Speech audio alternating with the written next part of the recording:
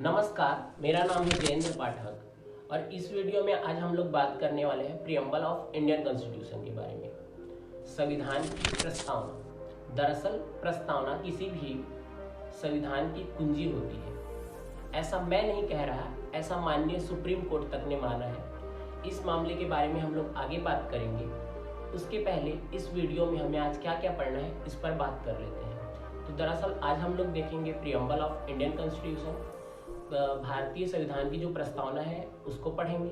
साथ ही साथ उसमें जो मूल रूप से तत्व हैं उनके ऊपर बात करेंगे और उनमें जो प्रमुख रूप से शब्द है या एक प्रयुक्त शब्द है उनके ऊपर बात करेंगे और उसको संक्षेप में समझने की कोशिश करेंगे।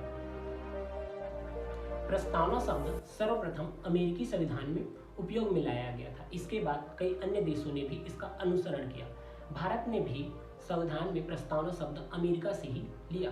खैर, ये अलग बात है कि भारत में संविधान को लेकर कई आलोचनाएं होती रही है। ये कहा गया है कि भारत की संविधान उधार का लिया हुआ संविधान है। हम भारत के लोग भारत को एक संपूर्ण प्रभुत्व संपन्न समाजवादी धर्मनिरपेक्ष लोकतांत्रिक गणराज्य बनाने के लिए और इसके समस्त नागरिकों को सामाजिक, आर्थिक और राजनीतिक न्याय, विचार, अभिव्यक्ति, धर्म, विश्वास व उपासना की स्वतंत्रता, प्रतिष्ठा और अवसर की समता प्राप्त कराने के लिए तथा व्यक्ति की गरिमा और राष्ट्र की एकता तथा अखंडता सुनिश्चित कराने वाला बंधुत्व बढ़ाने के लिए दृढ़ संकल्पित होकर अपनी इस संविधान सभा में आज 26 नवंबर 1949 को एतद द्वारा इस संविधान को अंगीकृत, अधिनियमित और आत्मर्पित करते हैं। भारतीय संविधान की प्रस्तावना को उसके पहचान पत्र के नाम से भी जाना जाता है। सन 1976 के 42वें संविधान संशोधन में 3 नए शब्द जोड़े गए, जिसमें समाजवादी, धर्मनिरपेक्ष और अखंडता शब्द है। इसके पश्चात संविधान के उद्देश्य का एक नया आयाम प्राप्त किया। प्रस्तावना के जो मूल तत्व है इसे 4 भागों में विभक्त किया गया है। पहला है, प्रस्तावना यह कहती है कि भारत के संविधान जनता से शक्ति अधिग्रहित करती है। दूसरा, यह इस बात की घोषणा करता है कि भारत समाजवादी, धर्मनिरपेक्ष, लोकतांत्रिक गणराज्य वाला देश होगा। तीसरे बिंदु में यह इस बात को स्पष्ट करता है कि सभी नागरिकों को सामाजिक, आर्थिक, राजनीतिक रूप से समान माना जाएगा। भारतीय संविधान 26 नवंबर 1949 को बनकर तैयार हुआ, परंतु इसे पूर्णतः 26 जनवरी 1950 को लागू किया गया। इसका कारण यह माना जाता है कि 26 जनवरी 1930 को रावी नदी के किनारे पूर्ण स्वतंत्रता की मांग की गई। इस महत्वपूर्ण दिन की महत्ता को बनाए रखने के लिए इसे उसी 26 जनवरी 1950 को लागू किया गया। साथ ही सन 2015 में भारत सरकार द्वारा 26 नवंबर को एक संवैधानिक दिवस के रूप में औपचारिक रूप से स्वीकार किया गया। अब हम भारतीय संविधान में प्रयुक्त किए गए शब्दों को संक्षेप में समझने का प्रयास करेंगे।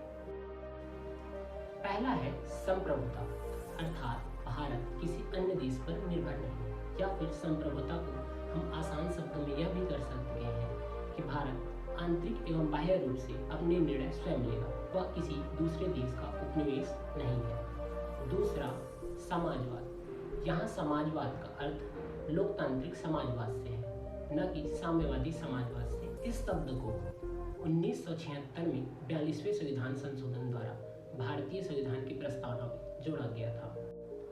तीसरा बिंदु है धर्मनिरपेक्ष। यह शब्द 42वें संविधान संशोधन 1976 द्वारा प्रस्तावना में जोड़ा गया था। भारतीय संविधान के फंडामेंटल राइट मौलिक अधिकार में भाग नंबर 3 के आर्टिकल नंबर 25 से 28 तक धार्मिक स्वतंत्रता की बात कही गई है, जिसमें भारत सभी धर्मों के लोगों को समान संरक्षण देगा और उनके साथ समान बर्ताव करेगा। चौथा बिंदु है लोकतांत्रिक। लोकतंत्र का अर्थ होता है जनता का शासन, या फिर हम ये भी कह सकते हैं कि जनता के पास ही सर्वोच्च सत्ता है या सर्वोच्च शासन है।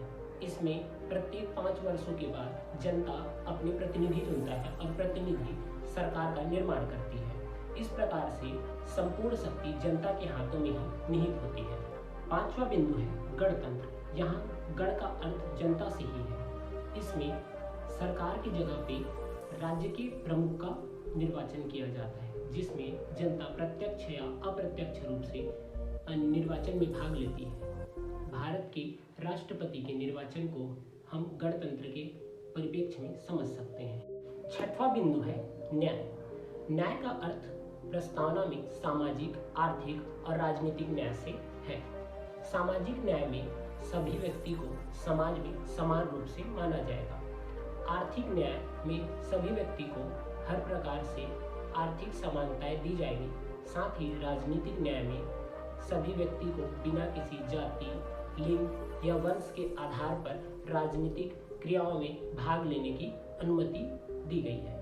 सातवां बिंदु है स्वतंत्रता। स्वतंत्रता में व्यक्ति बिना किसी रोक टोक की अनुपस्थिति के अपने विकास के लिए अवसर प्राप्त करता है। यह मौलिक अधिकार भाग 3 में आर्टिकल नंबर 19 से लेकर 22 तक विस्तृत रूप से वर्णित है। आठवां बिंदु है समता। इसमें समाज के सभी व्यक्ति को बिना किसी भेदभाव के समान रूप से माना जाएगा। किसी भी व्यक्ति को विशेषाधिकार प्राप्त नहीं होगा। यह संविधान के मौलिक अधिकार भाग 3 में अनुच्छेद 14 से 18 में वर्णित है। नवा और अंतिम बिंदु है बंधुत्व। बंधुत्व का अर्थ भाईचारा से है। सभी व्यक्ति को धार्मिक, क्षेत्रीय या भाषा के आधार पर अलग या पृथक न मान के उनको बंधुत्व के साथ रहना, इस बात का वर्णन मौलिक कर्तव्य की 51 क में इसे वर्णित किया गया है। इस प्रकार से हमने भारतीय संविधान की प्रस्तावना में वर्णित शब्दों को संक्षेप में जाना। इससे संबंधित 2 घटनाएं या 2 मामले बहुत प्रचलित हैं। एक है बेरुबाड़ी मामला और दूसरा भारतीय केशवानंद मामला। इसके बारे में हम अगले वीडियो में बात करेंगे। वीडियो में अंत तक बने रहने के लिए धन्यवाद।